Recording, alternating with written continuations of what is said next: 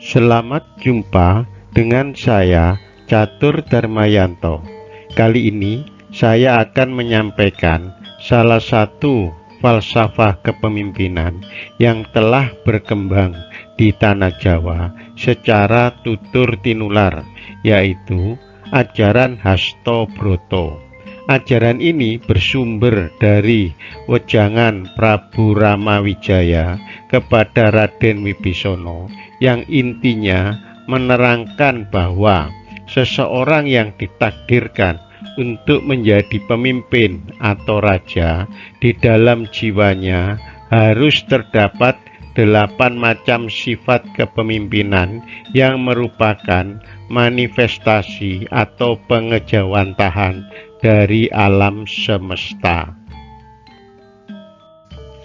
Berdasarkan sejarah yang kita pelajari, Indonesia sebagai negara bangsa pernah jaya menguasai seluruh Nusantara, bahkan sampai keluar Nusantara, di bawah kejayaan panji-panji kerajaan Sriwijaya, Majapahit, sampai zaman Kesultanan Mataram Islam. Pada masa itu, tentunya terdapat kompetensi pemimpin yang unggul, sehingga kerajaan-kerajaan tersebut mampu bertahan hidup sampai ratusan tahun. Kompetensi pemimpin yang ada pada zaman tersebut berlandaskan beberapa ajaran dan falsafah kepemimpinan, di samping bersumber pada kebijakan-kebijakan waktu itu, juga bersumber dari legenda yang berkembang saat itu. Pada saat itu, penyampaian ajaran dan falsafah kepemimpinan disampaikan seperti lazimnya saat itu, yaitu melalui wejangan para begawan, pendeta, atau guru yang disimak oleh para muridnya atau cantriknya, yang dalam bahasa Jawa dikenal dengan kegiatan tutur tinular. Falsafah kepemimpinan Jawa yang dikenal dengan ajaran Hastobroto berasal dari kata hasto atau asto yang berarti 8, sedangkan kata broto atau baroto yang berarti laku atau perbuatan. Hastobroto adalah ajaran laku atau perbuatan seorang pemimpin yang bersumber pada bentuk pengejawantahan atau manifestasi dari Tuhan Yang Maha Esa di alam semesta, yang terdiri dari 8 laku atau 8 perbuatan yang harus dimiliki oleh seorang pemimpin. Ajaran kepemimpinan Hastobroto berasal dari India, yang selanjutnya dikembangkan oleh orang Indonesia melalui dunia pewayangan yang berisi wejangan Prabu Ramawijaya kepada Raden Wibisono yang akan memimpin Alengka setelah selesai perang besar antara Prabu Rama melawan Rahwana. Pada wejangan tersebut dijelaskan bahwa seseorang yang ditakdirkan untuk menjadi pemimpin atau raja, maka sebaiknya dalam jiwanya terdapat 8 laku dari sifat kedewasaan pemimpin.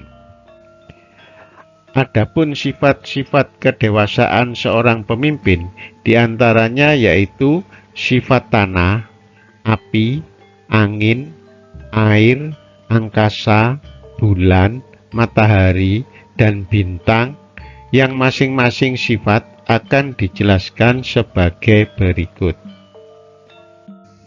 Pertama, sifat tanah. Dalam dunia pewayangan digambarkan oleh Bathara Kuwera yang memiliki watak kekayaan atau watak bumi, yaitu pemurah dan senantiasa memberi dalam pengertian apa saja yang ditanam di tanah akan tumbuh besar dan berbuah banyak, sehingga dapat memberikan kesejahteraan bagi yang menanamnya. Di samping itu, kekayaan yang terkandung di dalam tanah apabila diolah akan dapat menambah kesejahteraan dan keuntungan bagi yang mengelolanya. Tanah juga memiliki sifat tangguh, sabar, kuat, dan menerima segala tanpa pernah mengeluh saat dibebani apapun, dan tidak pernah membeda-bedakan, serta selalu menerima apa saja yang jatuh di atasnya, apakah yang jatuh itu baik, buruk, berbau, atau sesuatu yang suci, atau najis, dan lain sebagainya. Watak dan perilaku pemimpin seyogianya memiliki sifat tanah. Di antaranya, pemimpin bersifat tanah, tidak cengeng, memiliki sifat pemurah, tanggung jawab, sabar, kuat, dan menerima segalanya, tidak mengeluh dibebani apapun, dan berlaku tidak membeda-bedakan. Pemimpin bersifat tanah harus mampu mengendalikan dirinya serta harus memperhatikan rakyatnya yang memerlukan bantuan dan mencerminkan budi pekerti yang baik dan jujur terhadap kenyataan yang ada. Kedua, sifat api dalam dunia pewayangan digambarkan oleh Bathara Agni yang memiliki watak api, yaitu bersifat panas tetapi suci, sehingga mampu membakar dan membinasakan lawan, dan bersifat tegak lurus. Watak dan perilaku pemimpin seyogianya memiliki sifat api.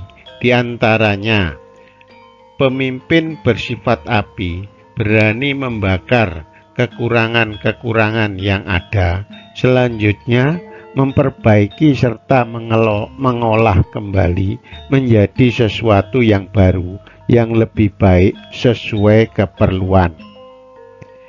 Pemimpin bersifat api harus memiliki prinsip sendiri, tegak berpijak pada kebenaran dan kesucian hati, tegas serta adil dalam menghakimi tanpa pandang bulu. Ketiga, sifat angin dalam dunia pewayangan digambarkan oleh Bathara Bayu yang memiliki watak dapat berada di segala tempat dan mengisi tiap-tiap ruang yang kosong dengan tanpa membedakan apakah dataran tinggi atau dataran rendah, perkotaan atau pedesaan, orang kaya atau orang miskin. Watak dan perilaku pemimpin seyogianya memiliki sifat angin.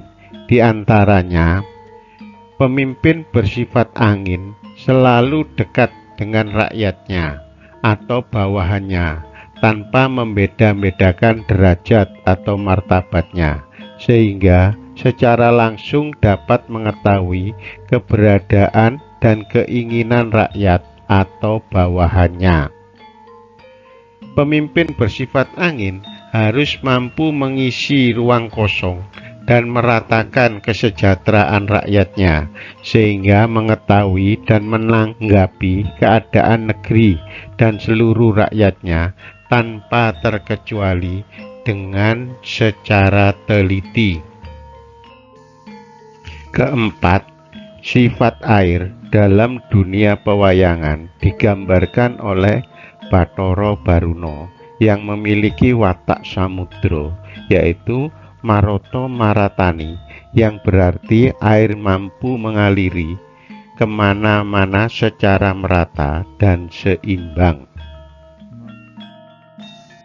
Watak dan perilaku pemimpin seyogianya mencontoh sifat air, yaitu Pemimpin bersifat air memiliki kewajiban untuk berusaha meratakan kemakmuran, kesejahteraan, dan memberikan kepada bawahan atau rakyatnya suatu jalan atau sarana kehidupan yang memang pantas untuk menerimanya, serta menempatkan semua bawahan atau rakyatnya pada derajat yang dan martabat yang sama di hatinya.